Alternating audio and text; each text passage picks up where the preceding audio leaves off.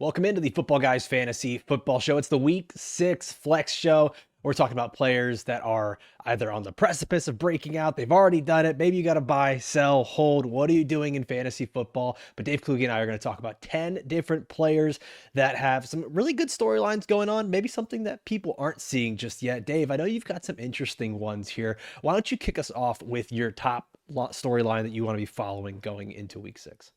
I want to talk about Michael Carter because I think this is more than just like well, I mean, he is very much so just kind of like an injury away guy who's getting the opportunity, but it's coming at such a good time during bye weeks right now.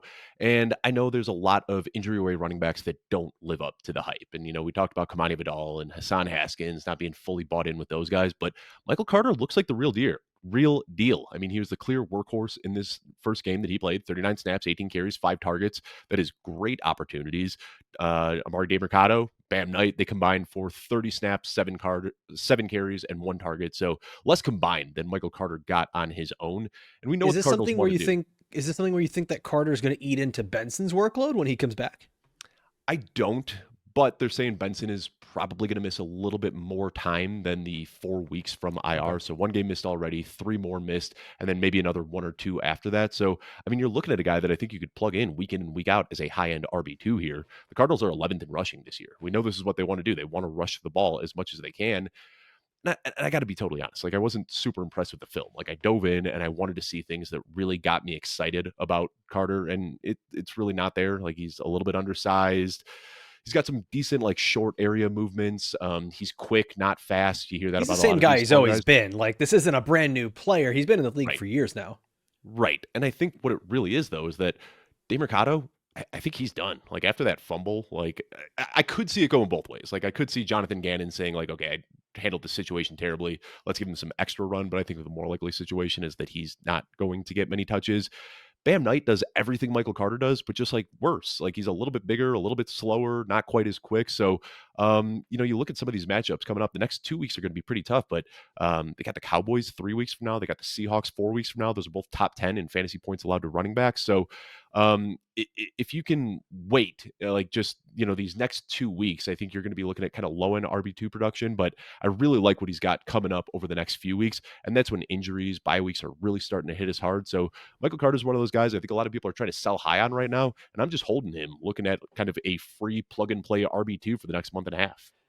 Yeah, we've been wondering when are we going to get the waiver wire ad that's like the big player for the rest of the season, and maybe we don't get those, or maybe we kind of already missed those. Like some of them were Quentin Johnston, depending on how you drafted your teams, right? But I think this year what we're seeing a lot of injuries. We're seeing a lot of injuries to high profile players, and what we're finding is that a lot of the waiver wire picks so far have been guys that are going to be helpful in pockets, 3 to 4 game Hmm. windows, not necessarily something where it's going to be all the way through the rest of the season. It's also still early, so we don't quite know where, how everything's going to shake out. But yeah, Michael Carter, I mean, he looks like the real deal. And when I say that, I mean, like, it looks like you are going to get what you spent for him in your waiver wire, right? The Like, volume you're is going to going to get be your there. worth. The Yes. volume is going to be there. And, Yeah. you flash back a week ago when, like, all of this first happened and Trey Benson hit the IR. All the talk was like, who's it going to be? Michael Carter, DeMercado, Bam Knight. And I think we saw enough from last week to know that it is very clearly going to be Michael Carter going forward. Yeah. No, agreed there 100%. Okay. Well, what I want to take a look at and talk about is rookies coming out of bye weeks. And I think this is really important for people to pay attention to. It's one of these things that has kind of become like the ongoing, whatever the opposite of a curse is. Like, it's just like one of those, Blessing. just sure, why not? Yeah, it's well, not really. It's one of those things that's like just been talked about every single year, that like, oh, keep an eye on the rookies coming out of the buys, but you never quite know who. So this year, I want to take a look at specifically right now going into week 6 is Matthew Golden and Luther Burden coming out of their bye weeks. For Matthew Golden specifically, first 2 weeks, only 2 targets per game. Weeks 3 through 4, it's averaging 5 targets per game. So we already started to see that uptick. But going forward, he's got the second easiest schedule for a fantasy wide receiver over the next 3 weeks. And like I said, pockets. Those pockets are going to matter. Same thing for Luther Burden here. The target share has nearly doubled in each of the first 3 weeks. Week 4 wasn't as great. That was kind of a wonky game itself. And then the Bears, second easiest schedule for a fantasy wide receiver over the next 4 weeks. So once again, we're back into playing in those pockets. And Golden and Burden have an opportunity here coming out of the bye where there's potentially more opportunity from the coaching staff, good matchup for them fantasy wise. And I wanted to go back and say, okay, well, why has this become the thing, right? Where like fantasy analysts were saying, rookies get the uptick after the bye. I just went back to last year, took a look at it, just to name some players. Brian Thomas Jr. went from 5.9 targets per game to 12.3 targets per game after their bye. Granted, there's context there. There's Mac Jones starting. There's a little bit of change, but it's not just him. Rome Odunze went from 4.8 to 6.5 targets. Brock Bowers, 8.5 to over 10 targets. Bucky Irving went from 12 opportunities to 19 opportunities, and that's with Rashad White healthy. Tyrone Tracy, same thing, 13 opportunities to 16.5 opportunities. So those five players that I just listed there, rookies from last year that saw massive opportunity share changes right after the bye week. Now, granted, it might not happen in this exact week, but over the next 3 to 4 weeks, we could see a real change for these two wide receivers. Yeah, I think Golden is the one that I'm probably most excited about just because typically when we see these big post bye week blowups, like there are signs of life beforehand, and then they get a chance to kind of open up the playbook a little bit more for these rookies. And we've seen that from Golden. Outside of that trick play, the big throw and catch to Luther Burden a few weeks back, haven't seen a whole lot of life there. I'm still kind of in the camp that for Burden to break out, we're going to need either a DJ Moore trade or an Olamide Zaccheaus injury. And I think for Colson Loveland to break out, we're going to need to see something happen to Cole Kmet. But I think Golden is the one that really does have the opportunity here and was starting to show signs of life even before the bye, which gets me excited. Yeah, I'm still just gonna say, like, I think it would be just absolute malpractice for the Bears to keep Luther Burden and Colston Loveland sidelined throughout the year. Granted, the Loveland Komet thing is a little bit different, but for Yeah. Burden, I mean Zaccheaus, he's fine. Like he's been fine. He's been a fine slot player throughout his career. This isn't. It shouldn't be comparable for a guy who was a first round talent that you drafted early in the second round. You were excited because he has first round talent, and you're like, nah, we're just not going to use him through the rest of the years. Like that, I do want to see that change there. Listen, everything's possible with these coaches, right? Like sometimes we just don't see that, but I would think it'd be like a horrible malpractice for them not to do that going forward.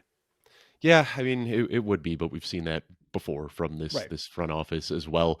I think the problem with Burton, from what I've been hearing, just like paying attention to the Chicago beat a little bit closer than other teams, is that like just mentally he's not there. That it's like a very complex role that they ask these slot players to play, and that's why they can draw up these plays every once in a while where they say like, "Hey, just go there, run a post route. You don't have to do anything else," or "Hey, we're going to run this trick play. You just got to get behind the defender and we'll get the ball to you." And he can do that, but I think asking him to be like a full time player where he has to run the choice routes and there's a lot of pre-snap motion. I think he just hasn't mentally wrapped his mind around that part of the game yet. So we know he's a great athlete, but I will say, like, I'm 100% with you with Matthew Golden, but Luther Burden, I think that he's probably more likely to just be shelved and looked at as like that 2026 guy that we can get excited about.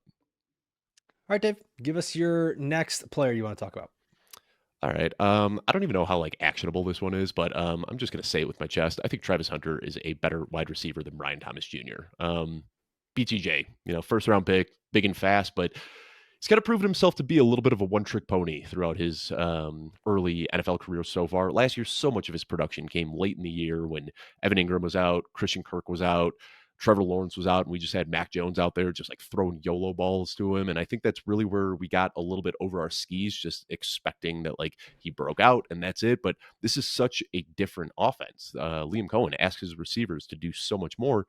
And I think he's struggling. Like we see him, he doesn't really have the skill set to catch balls through traffic. Like he's not a guy who is going to do a lot of the receiver things. Doesn't have really good after the catch abilities unless he's catching the ball in a straight line. Like he's not a guy that you want running these little short routes and making plays after the catch. And he just doesn't really have that quickness to run the underneath routes either. So he's kind of pigeonholed into this role that isn't really all that valuable in fantasy football. And additionally, we're seeing that Liam Cohen just really wants to spread the ball out a lot. We're seeing Diami Brown getting involved. We're seeing Parker Washington getting involved. Brenton Strange, before his injury, he was very involved as well. And then I look at Travis Hunter, and he is just unbelievable. Like, you could just get the ball to him and let magic happen. I don't know if you heard what Eli Manning was saying, that, like, he didn't even practice with the offense when he was at Colorado, that they would just only have him practice on defense. And then in offense, they would say, like, hey, just go out there, run this route. We'll get the ball to you. Go do something special. We saw that like crazy airborne catch deep downfield in the game a couple nights ago. Brian Thomas Jr. just can't do those things. So I think that he is kind of in this role player role now where they're going to keep him outside. He's going to stretch the field. And I think that gives him a high weekly ceiling. But I think people that were hoping that he would be this guy who would just build off of a good rookie season, I think you just have to set yourself up to change that perspective a little bit. And I think he's more of like a low end boomer bust wide receiver two than he is this bona fide wide receiver one we hoped he'd be. Yeah, I mean, there's a lot to unpack there. Like, first, yeah, Travis Hunter, I mean, he was the better wide receiver prospect than Brian Thomas Jr. Mhm. And there's really only 1 year separating them. And right now, I think the bigger thing to note here is not necessarily that one is better than the other, because I think they're just used in different ways. Like, well, you could make the argument that Travis Hunter is just a screen merchant, right? And that he doesn't really know the nuances of route running and how to play the position, but he's good at getting open. Whereas Brian Thomas is doing things a little bit differently on his end. What I think right now, more so than anything, is that the Jaguars offense is stunting both of these guys from a wide receiver standpoint and like just actually getting better at the position. This is a team that has really committed. I mean, not in a bad way, but they've committed to the run and they've committed to Travis Etienne and they've committed to getting the ball to Brenton Strange and getting other wide receivers involved. And it's one of those things where we get frustrated as fantasy managers because we're not seeing the success we want, but there's also just an involvement of so many other players and the team is winning. So it's like, yeah, it's one of those things where it's probably better for actual football than it is for fantasy. I guess the actionable advice here for these guys would just be, I don't think you can buy, sell at all with either of them. I think you just have to hold on. And I think you could buy Brian Thomas Jr. at this point because I think people are panicking. I mean, he's coming off his best game of the season, but it was still just an 80-yard game. And I think a lot of people are going to look at that as like his new ceiling. I still think there will be better days ahead. So, if I'm like trying to, I'm not like desperately going out trying to trade for Brian Thomas Jr. wherever I can. I don't think that he's going to hit this, top 10 ceiling like he had last year. When I'm looking at some of the other, maybe overperforming guys right now, if I can flip them for a Brian Thomas Jr. Like, let me ask you, Debo Samuel or Brian Thomas Jr., who would you prefer rest of the season? Brian Thomas Jr. Exactly. And I think right now, like Debo Samuel is the wide receiver 7 in fantasy. And I think a lot of people would be willing to just say, I'm done with Brian Thomas Jr., get him off my team, and then take a guy like Debo Samuel, Keenan Allen or Brian Thomas Jr. Who would you prefer between those two? Oh, that one's a little bit closer, but I still think I go Brian Thomas Jr. And I think these are very realistic trades that you can make right now. Michael Pittman, I don't know if Jameson Williams, I don't know if anyone would do that, but I think like Michael Pittman is another guy that you might be able to float out there for Brian Thomas Jr. So I think there's a little bit of a buy window here, but you're not buying him to be a wide receiver one. You're buying him with a change in perspective that he's a guy that you can plug in as your wide receiver two or your flex and gives you a high weekly ceiling. He's kind of like just a glorified Jameson Williams, I think. Yeah, I mean, it's having the perspective, understanding what you're buying. You're buying off the dollar Right. menu. It's not going to be a big meal that fills you up, but you're only spending $1, so Right. you're getting a snack. That's what Right. Brian Thomas Jr. is. Okay, I'm going to talk about another receiver, actually another rookie. Interestingly enough, and it's Tedero McMillan. He's got to be due for some touchdown regression, and it's kind of Dave. It's just weird to me seeing what we're seeing because he's got the most targets in the NFL without a touchdown. He's actually seventh amongst wide receivers in targets right now. And I started to look at all the names that were leading the NFL in targets at the wide receiver spot. And amongst the top eight, six of them are in the top 15 as fantasy wide receivers.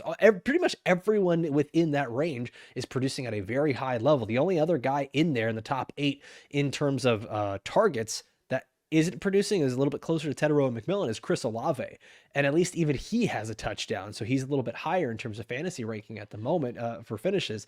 But I mean, we're seeing volume matters, and that's what's helping all those guys be relevant in fantasy. But touchdowns matter too. And that's something that we do need to see from the Panthers offense, from Tedero and McMillan. We're not really seeing Bryce Young throw the ball a whole lot when they get into the red zone. But we have been seeing like a lot more big plays from this Carolina Panthers offense. They've been a really weird, kind of wonky team. I don't think we quite know what their identity is yet, but we do know that they're going to continue to target Tedero and McMillan. It's weird. We haven't seen a ratio like this of incredible amount of targets to no touchdowns. I haven't seen a ratio this bad since Deontay Johnson in 2022. You remember that? Mm-hmm. And Deontay, he finished as the wide receiver 29 in fantasy. That's not great. That's not what you want. It was one of those things where we were just begging for a touchdown every single week.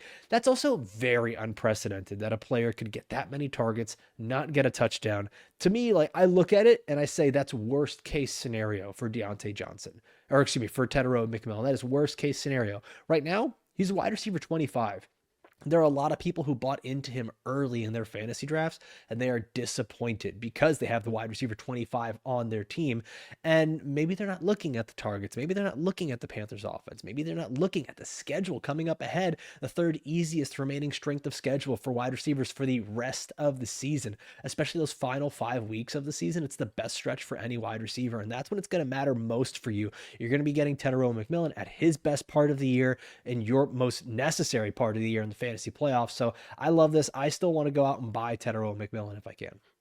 Yeah, and this is one, it's not just the targets either, it's also the receiving yards. Like, these aren't just empty targets that are, like, completely off target. Like, Looks he's good. catching balls and he's getting them deep downfield. He's 15th in the league in receiving yards. The only guy with more receiving yards than him that doesn't have a touchdown right now is Stefon Diggs, who is also, we're expecting some positive regression to go his way. But yeah, you look at all the other guys with, like, similar receiving yardage to Tedero McMillan.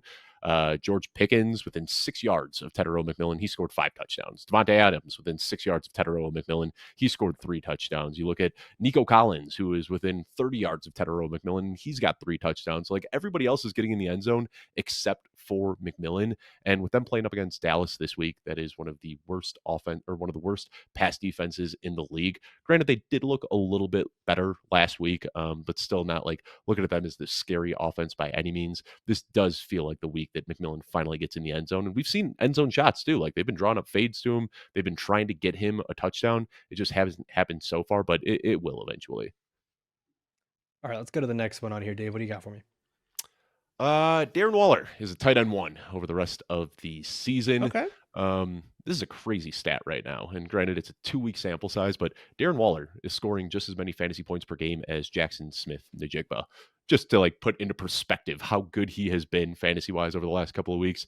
5 targets in week 5, and every single one is exactly what I want to see from a guy who's going to be very good in fantasy. 2 deep posts. Love deep posts for tight ends. When those guys can get down the seam, use that size to get up over a safety. We saw that twice, and he connected on both of them. 2 big plays. We saw a screen, which is awesome. Darren Waller, a very big guy, a good athlete. He can create after the catch. Didn't do much on this one, but keep drawing screens up for him, and it'll only be a matter of time. Got a nice slant through traffic, which is something that we know Darren Waller can do as well, like not shine away from traffic, can still use those strong hands. And then, of course, a goal line touchdown. And then we saw 2 touchdowns the week before as well. So this guy's getting premier usage. Like, there aren't many tight ends that are getting treated like this in the NFL right now. And especially with Tyreek Hill out of the picture, we know what's going to happen with this offense. There wasn't really much of a change for Malik Washington. He was still in the same role he has always been. We saw a little uptick in usage for Jalen Waddle, but all of the targets in this offense are going to Jalen Waddle, Devon Achane, and Darren Waller. And right now, Darren Waller, I don't want to say that he's like stepping into the Tyreek Hill role, because that is just ridiculous. They are such different players, but there is a huge vacated role right now without their wide receiver one. And Darren Waller right now, with some time off, he looks healthy. He looks fast. He looks spry. And he's out here running a lot of these downfield routes that were going to Tyreek Hill earlier. So a mix of downfield routes and goal line usage. I don't know many other tight ends that are getting that in this year.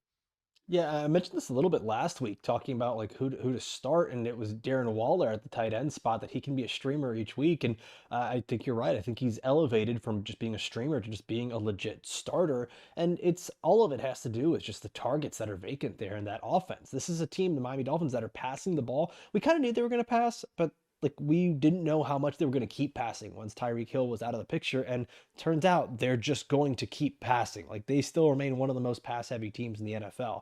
So Darren Waller, I think last week when I talked about him, I mentioned, him going into the Jonnu Smith role. And what's kind of cool is that this has evolved into something very different Right. because he's not Jonnu Smith. Like, yeah, sure, they're both athletic, but Darren Jonnu Waller Smith isn't wasn't running 25-yard post routes. Like, I don't think I saw Jonnu exactly. Smith do that once last year. Exactly. And there's still a line from an interview that Tua said where it sticks out to me, where he's just like, I've never been able to throw a ball up towards the field goal post and someone come down with it. And like that's the level of confidence that he has in Darren Waller here, where whether the ball is downfield, whether it's in the red zone, no matter where it is, he's going to try to put it up for him. And like that's one of those intangible things that I think just does need to be focused on with Darren Waller.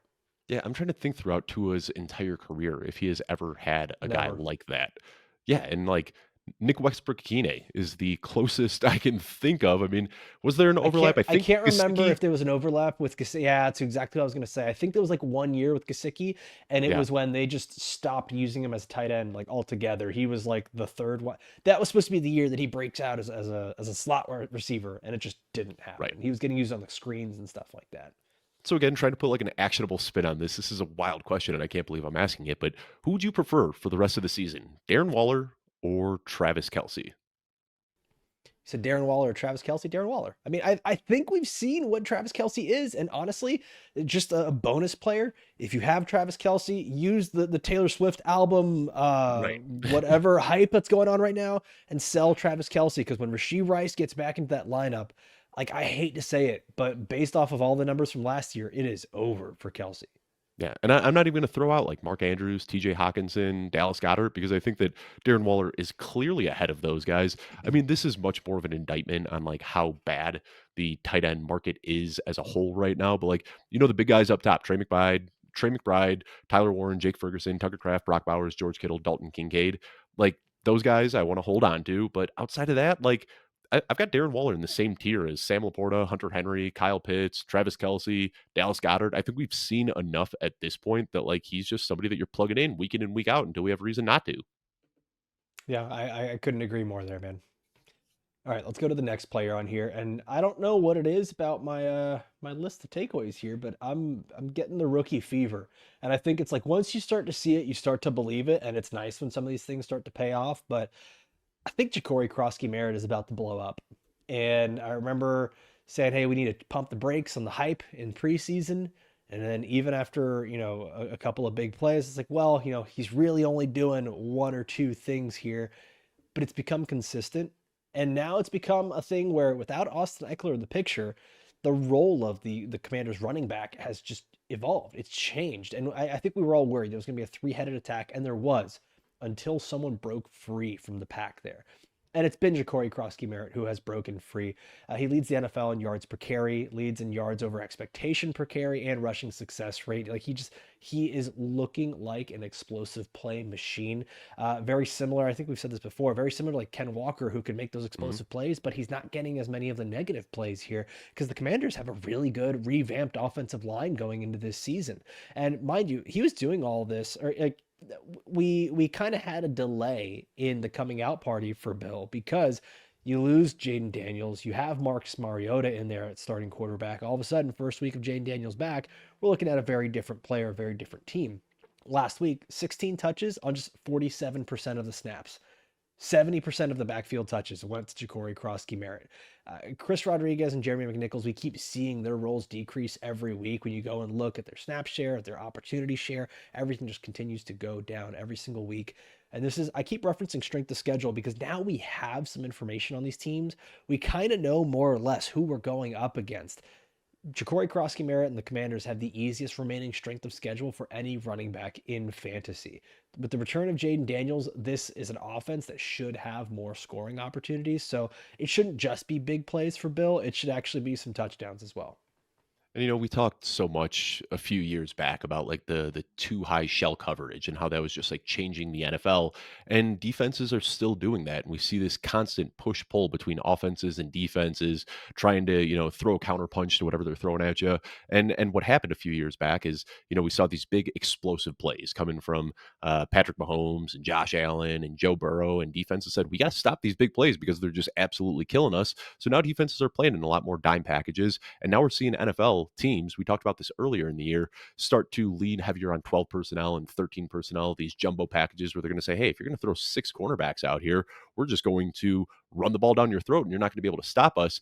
But now, coupled with that, with these jumbo packages, is also you get these mobile quarterbacks with a running back, and it opens up more opportunities for them because you've got quarterbacks that are trying to stop the run, and you've got two running threats out there in Jaden Daniels and Ja'Cory Krosky Merritt. And we kind of saw the blueprint last year. Like Saquon Barkley had a career year playing alongside Jalen Hurts. We saw Derrick Henry have a career year playing alongside Lamar Jackson. And it's just so hard for defenses sitting in these nickel and dime packages to be able to combat this sort of run game. So I was looking at this a lot this week because it's something kind of piqued my interest. But same thing with Brees Hall. Like his three best games this year have come when Justin Fields was on the field. And it's just so hard for defenses to have to account for two rushing threats coming out of the backfield. So now that I think Jaden Daniels is out there, he clearly wasn't 100% last year coming back or last week coming back from that knee sprain. But I think Right. when you've got the threat of Jaden Daniels as a rusher, and then you've also got Ja'Cory Krosky-Merritt out there, who we know, like we can nitpick the little things that he does wrong, but he's explosive. And if he gets an opportunity, he's going to be able to take it. I think this is just going to be a nightmare for defenses. And Ja'Cory Krosky-Merritt works much better alongside than a Jaden Daniels or a Jeremy McNichols does. Or I'm sorry, alongside Jaden Daniels Jay and a Daniels Chris and Chris Rodriguez or a Rodriguez. Yeah. Jeremy McNichols would. Yeah. Yeah, I mean it's because he kind of fits that mold. Like Jaden Daniels is not really a dump off kind of guy. So Right. like even though they had Austin Eckler and they could use him that way, like it kind of meshes well with the skill set of Ja'Cory Krosky Merritt. Is that he doesn't need to be a guy that's working passing downs. And sure, he's not the big bruiser like Chris Rodriguez, but for the most part, we've seen that this offense, like Dan Quinn has said it, that they're a unique offense that doesn't really even require a bruising running back. Like they can do a lot of very interesting things on third and short, on fourth and short, where they can get the ball into Ja'Cory Krosky Merritt's hands or Jaden Daniels' hands. And so I think we're going to continue to see more of Bill as we keep going on here. And this is much more of a Cliff Kingsbury offense than it is a Dan Quinn offense. Yeah, Like yeah, of we course. know that he wants to spread it out. He wants this air raid attack. But then when you could throw some like speed option elements into the air raid attack system that they built out there, it's just so tough. And like I feel like now they have the perfect personnel. It seems like Debo Samuel was kind of the guy that put a bow on this offense because they had all of these good downfield receivers in Terry McLaurin and Noah Brown and what we're seeing from Luke McCaffrey now, but they haven't had that guy that can work in the short to intermediate areas of the field. So now you've got Jaden Daniels and Ja'Cory Krosky-Merritt in the backfield, Debo Samuel working underneath, and then you've still got the threats deep downfield as well. I mean, this offense can just attack you on every levels. And like you said, you don't need a Chris Rodriguez in there picking up 1.7 yards per carry. Like that just isn't a part of this offense. Like they are focused on getting explosive plays as much as they can. Yeah. All right, let's go to the next one on here, Dave. Stefon Diggs is back. Just gonna simply put it that way. I mean, to be honest, like I thought it was crazy that he was even practicing in training camp, and then when they said he was ready for week one, like this guy tore his ACL midseason last year at almost 31 years old. I did not think that we'd be seeing him until some point later in this year. So I'm okay just kind of taking these first 3 weeks that we saw and just throwing them out the window and saying like he was shaking the rust off because his 17 game pace during those first couple of weeks, it was terrible. Like he was pacing for 635 yards. I was very much so watching him. He looked like he was just like limping around, struggling to separate, didn't have the quickness. And then over the last 2 weeks, we have just seen him really come out looking like a much, much better player. You know, extrapolating 2 games is a dangerous thing, but pacing for 2,100 yards over the last 2 weeks, like he's been Okay. the very, Okay. Yeah. yeah, but he has been the very clear focal point of this offense. We haven't seen much from Hunter Henry. Kayshon Boutte, Demario Douglas, Mac Hollins, you know, they're all decent role players, but this is very similar to the narrative that we saw for a young Josh Allen, where he had all of these guys, you know, Cole Beasley and John Brown and whoever else, and he was able to kind of make it work with them. But then once he got his guy, Stefon Diggs, a bona fide wide receiver one that he can look to bail him out, it just really helped elevate his game. And we saw Drake May looking his way late in the game, putting the ball on him deep downfield, having that guy that he has a lot of trust in. Um, you know, week 5, we saw a little bit different usage. Like week 4, the Stefon Diggs, like his first good game, it was a lot of in-breaking routes that are getting the ball across the middle of the field. Week 5, we saw Drake May rolling out of the pocket and throwing outside the numbers, and Stefon Diggs did that as well. So I love to see this type of versatility because they can game plan for him with different ways. But really, what it is Drake May is just good. Like this was his worst fantasy performance of the week or of the year. But I think that going into Buffalo, getting a win, you know, this team's confidence is going to be through the roof. They've got Stefon Diggs, the bona fide wide receiver, one that they've really needed. And I'm looking at him as like a top 15 guy going forward. Of course, you know, he's 31, coming off an ACL tear. We could see this turn into a pumpkin, but I don't think that we should expect that. Like right now, he just looks like Stefon Diggs of old and has no competition for targets. Yeah, the Drake May laser on the run was an absolutely insane throw to make. And it's something like we've kind of always known that he has in his back pocket. We're just waiting for that to mature out there on the field. When it comes to Stefon Diggs, Dave, something that I know, like we had been up and down. I know, like specifically, you really liked him, and then when you saw the reports about him in camp when things weren't looking as Mhm. good, kind of soured, and now we're back in. Do you worry that this is something where He's got a little bit of juice now, but as the season goes on, it's not going to be there because he's still only playing about 50% of the snaps. Like he's really not getting to a high snap share, but he's getting a very good target per route run rate, which is something obviously like, all these things need to be put into context. Do you get worried about that going forward? A little bit, but I think that he kind of got that out of him already. Like I know you've suffered injuries, Alfredo, as have I, and like it is kind of common to have this like you feel really, really good coming out of an injury, and then you have that kind of like downslip where it's like, wait, this hurts, this is achy, this is getting stiff. And I think that's what happened with Stefon Diggs, because like the first 3 days of training camp, he was just torching dudes left and right. And I was like, this is unbelievable. And then like week 2, week 3, week 4, we saw him looking a little bit stiffer, and that's kind of how he looked early in the season. But I think he has shaken that off. And then, you talk about the target rate. He's pulling a target on over 30% of the Yeah, routes that he's running. That's the it's fourth nuts. highest in the league. So, like, even if he is a part-time player, he's still giving you wide receiver 2 production. And if that blows up into a full-time role where he's playing 80 to 90% of the snaps and maintaining that same target rate, my goodness, I mean, this guy could end up having a career year from here on out. Yeah, I mean, and listen, anything's possible here. I think there's maybe the smallest bit of the intangible revenge game effect that we saw last week against the Bills, but 100%. um, Uh, if he's there's an one emotional person that player. I expect to be that petty, it would be Right. Stefon Diggs going into that game. But I mean, the schedule does get a little bit easier as the season goes on. I mean, New Orleans this week, so like the Patriots may not have to throw all that much, but the Saints have been scrappy and stayed in games. So we'll see. All right, next up on here. I kind of hate that I'm still doing this, but I'm just gonna say it, especially after the trade this week. There's still a very small glimmer of hope for Chase Brown. Maybe not the same hope that we had for him at the beginning of the season, where we wanted him to be a top 5 running back or even an RB1, but I think he can actually still be a semi-consistent RB2 for you going forward. Right now, he's the running back 32 in fantasy. Prior to last week, he was averaging just barely over 3 targets per game. Like we were not seeing the passing game usage that we wanted to or that we thought we would end up seeing.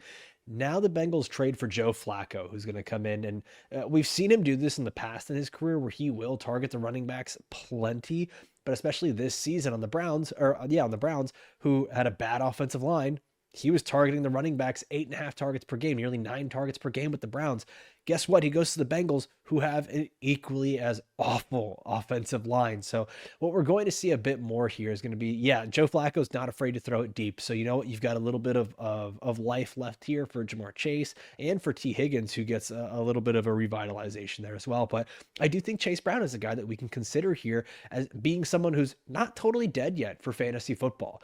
Just looking at what they've done so far, Brown has had one of the hardest schedules for a fantasy running back going through. It's him, Devon Achane, and Ashton Jinty. The big difference between him and those other guys is that one, Devon Achane and the Dolphins have been able to score touchdowns. Achane's had 3 receiving touchdowns. On the ground, he's actually been very inconsistent. He's not scoring on the ground. But everything for him has been getting 5.5 receptions per game and being able to score through the air. And then for Jinty, he gets the big blow up game of 3 touchdowns in week 4, and he's getting a lot more of the opportunity than we do see for Chase Brown. So I kind of see this where it forks in the road where if Joe Burrow is still a quarterback for this team, this player, Chase Brown, is not giving us such poor production like we've gotten so far. I'm not saying Joe Flacco coming in changes everything for this team. I think it just gives them a little more hope where we might be able to at least see some consistency, someone that can run an offense, especially a quarterback that is not trying to run all the time. That's something Jake Browning was always willing to do, was try to run as often as he could. Joe Flacco is going to be a check down guy or try to get the ball out quick in this offense. So I still think there's some hope here for Chase Brown. Yeah, I did a deep dive on Joe Flacco because I think like the immediate gut reaction was like, "Oh, old quarterback behind a bad offensive line. Like Right. this is terrible for everybody." And like Joe Flacco was very immobile at this point in his career, and he was playing behind a terrible offensive line in Cleveland, and was still below league average in sack rate. And what we saw week 1, Dylan Sampson gets 8 targets. In week 2, Jerome Ford gets 6 targets. So I am completely with you here. I've been trying to buy Chase Brown, also trying to buy Jamar Chase. T. Higgins is the one I'm a little bit nervous about, but we won't get into all that. But Chase Brown, yeah, like all of the talk this offseason was that he was working with wide receiver coaches, that he wanted to get better as a pass catcher. That was like the one thing in his game that he really wanted to shore up. And that's what Joe Flacco's going to do. He's not going to be sliding around, running outside the pocket, trying to make plays with his legs. He's going to look at Jamar Chase. And if Jamar Chase is covered, he's going to look to Chase Brown and throw it to him in the flat. So I think this is going to be one of those ugly type of PPR scam seasons because I think behind this offensive line, we've seen Chase Brown can't get anything going as a running back. But I don't think it's crazy to think that he's kind of in like Alvin Kamara last year. I think that's like a good comp for the type of role that we can see where it's going to be Mhm. ugly, but he's going to be getting like 6 to 7 targets per game, another dozen rushes on the ground per game. And that alone is going to be pretty viable in fantasy. Yeah, man. I don't think that the Bengals are totally dead yet, and we kind of do this every year. Where we get really worried about the Bengals, especially the first few weeks. This is different. This is with no Joe Burrow. I think just the change from Browning to Flacco, which honestly might even happen this week, should be better for fantasy. Now, will it reap new benefits for the Bengals in the real NFL? I don't know. Like, I don't actually know that the team will be better, but I do think that there are going to be more completed passes to these players going forward with Flacco. Yeah, and I'm looking like I don't know who I would trade for Chase Brown right now. And I think like that's the issue. Like I don't know who I can like say like, oh yeah, I'd give this guy up and bring Chase Brown in because I look at a lot of the running backs that I have ranked in similar spots and like they're all risky players with upside as well. I think you have to kind of look at some other positions here. Like Jamison Williams has been pretty disappointing so far. We haven't really seen the Right. route tree grow the way that we had hoped. I think I feel that's like one where Brown's even like probably part of a package. Brown is probably part of a package where you probably trade an overperformer for like two starters because your team has been decimated with injuries. right. But the only guys I can really think of would be like Jameson Williams, Chris Olave, maybe if you can get Chase Brown. Like I tried sending some offers out and they were all rejected because I think a lot of people are buying into the Joe Flacco is going to throw to the running backs a lot. But I think this is what we need to get Chase Brown back on track.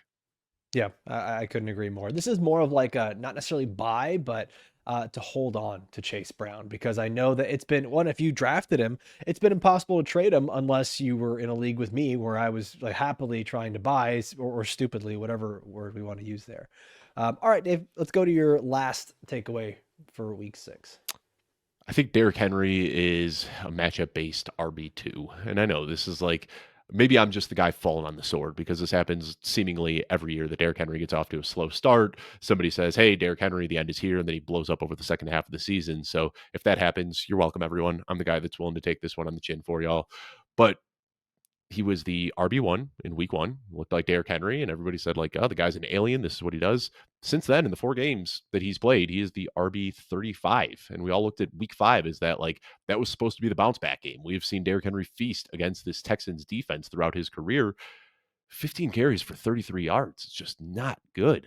He has been held to 1.6 yards after contact per attempt or fewer in each of his last 4 games, and he hasn't broken one tackle in his last 4 games. He's seen a stacked box, 8+ defenders on over 16% of his carries. That's a fifth highest rate in the league.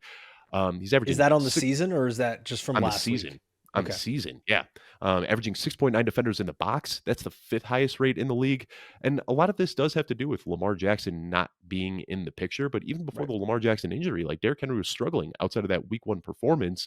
And to put this in, like 6.9 defenders in the box, fifth highest rate in the league. Last year, you saw 6.1 defenders in the box, which was the 63rd highest rate in the league. So I think that defenses are just changing how they're playing this team right now. And of course, they're going to play him differently when it's Cooper Rush. But we even saw that early in the year with Lamar Jackson. Derrick Henry was just running all over teams last year. And I think that there isn't really a big downfield deep threat outside of Zay Flowers. So I think that they're not playing this too high shell coverage on the Ravens anymore. They're saying like we're just going to pull these guys down into the box. We're going to load heavy on them, and we're not going to let Derrick Henry get behind us because that was the explosive play trick for the Ravens last year. So maybe we can see things get a little bit better when Lamar Jackson's back in the picture, but he's dealing with a leg injury right now. He could have a slow ramp up. He might not be the rusher that he was when he comes back. So this is another one of those. Like, I don't think you should sell. I don't think you should buy. I think you're just looking at Derrick Henry as this guy that could end up being a little bit disappointing this year. He'll have his blow up games here and there, but those hoping that he would just maintain his reign as a top 5 running back, I'm looking at him more as like a back end RB2 now. I think you can buy, but you can buy after this week because you're going to have the Ravens going up against the Rams, who are phenomenal against running backs, with Cooper Rush starting at quarterback. Then they have the bye. So you're going to have a Derrick Henry manager who is so frustrated after a horrendous start. Then they Mhm. go into a bye week. They're going to be very desperate to get someone to start in their running back spot. That's where I think you can buy Derrick Henry at potentially, even this might sound crazy to say out loud, like an RB3 price, because you're going to have so many weeks of that kind of value. I mean, Dave, I'm looking at it, RB60, RB25, RB43, RB29. Like there's somewhere out there where you can buy Derrick Henry at an RB3 price, especially with if there's another bad game this week against the Rams, then you go into a bye. All of a sudden he comes out of that bye with Chicago, Miami, Minnesota, some easy run defenses for him to carve up with hopefully Lamar Jackson back. So I think there's a buy there, but it's also with the understanding or the perspective that it's also going to be probably a window. Like this isn't a surefire excellent player for the rest of the season. You're going to have to find those spot starts, like you said, where he's a matchup dependent RB2. So let me ask you, PPR leagues, since we just talked about Yeah. Chase Brown or Derrick Henry, who would you prefer between those two? Because my rankings prefer Derrick Henry, but I did those rest of season rankings before the Mhm. Flacco trade, and now I'm kind of looking at them like I think I might want to buy Chase Brown and move off of Derrick Henry. Like that might be a trade that I'd be willing to make. Yeah, they're not that far apart for me. Think I would still have Derrick Henry a little higher because I do think that that Ravens offense can get itself back on track a bit more once Lamar Jackson is in there. I think that like right now we're just as the Bengals offense is just trying to keep their head above water, whereas the Ravens offense is just simply underperforming. So I'm willing to be a little bit heavier on Derrick Henry, but it's not by much. I think it's only by about like 5 or 6 spots in the running back rankings. Yeah, and I think the tough thing too is like it's Derrick Henry, and like you need to just keep putting him in your lineup. But like I'm Yep. fading him pretty hard in this matchup against the Rams. I've got him. You know, we talked about Ja'Cory Krosky-Merritt earlier. I prefer Ja'Cory Krosky-Merritt this week. Rico Same. Dowdle with the revenge game. I prefer him. I prefer Chase Brown. Like I didn't think I'd be ranking Derrick Henry outside of the top 20, but that's where I've got him in my Week 6 rankings. Yeah, I'm pretty low on Derrick Henry as well. I don't have him in my top 20. All right, Dave, last one that I want to hit up here, and this is more just like a wish casting than anything, but I used this term earlier, malpractice. It just feels like it would be malpractice if Trevon Henderson is not a weekly RB2 at some point in this season for fantasy managers, given the circumstances there in New England. Like, it's just what else needs to happen? I mean, Ramondre Stevenson is fumbling at just an insane rate, but then also just getting touchdowns at an insane rate. And I don't know the last time we saw anything like this. I remember everyone was freaking out that Jahmyr Gibbs wasn't on the field enough. That's because David Montgomery looked excellent. I've never seen something like this, or at least I can't remember seeing something like this, where the starting running back did not look good, and the highly drafted rookie running back with explosive playmaking ability was not put into the game. And now we're seeing I can Ramondre's. think back to one example, and it was Which one? Dion Lewis getting touches over Derrick Henry in a Mike Vrabel offense. But I mean, Derrick Henry wasn't the like he was like the ground and pound guy. Like Right. was Deion Lewis playing well during that time? Like he Not wasn't really. playing bad. Yeah, I mean, he wasn't playing great, but like Derrick Henry was a round 2 pick, and like I remember it took years of people just like unleash Derrick Henry, and it literally took years for Vrabel to finally do it. So I think that's my concern here is that like Vrabel is just so stubborn, dude. And like there was a quote that came out yesterday where Mike Vrabel was saying like we need to get Ramondre Stevenson's fumbling under control because he's so important to what this offense is and what we want to do. And that I think is my concern. And yeah, it is kind of flip flops. Like it feels like Trevon Henderson is the Dion Lewis and Ramondre Stevenson is the Derrick Henry. But for whatever reason, like Vrabel just has this like weird commitment to veterans over young guys. Yeah, looking back to Deion Lewis. Hold on one sec. I'm trying to see. So Yeah, we had it took Derrick Henry Der- 3 years to get his first 1,000 yard season because like they just yeah. kept giving the ball to Dion Lewis for some reason. I'm seeing Derrick Henry as a rookie for the Titans in 2016, and his second year is 2017. I'm, however, not seeing. Am I going crazy? I am not seeing Deion Lewis on the Titans in 2016 and 2017. I'm seeing him on the New England Patriots. Yeah, who was it that he was splitting touches with his rookie season? I know it was later on because I don't think Vrabel. That was still the Mike Mularkey years, but it was when Vrabel came in. I don't think it was his rookie season.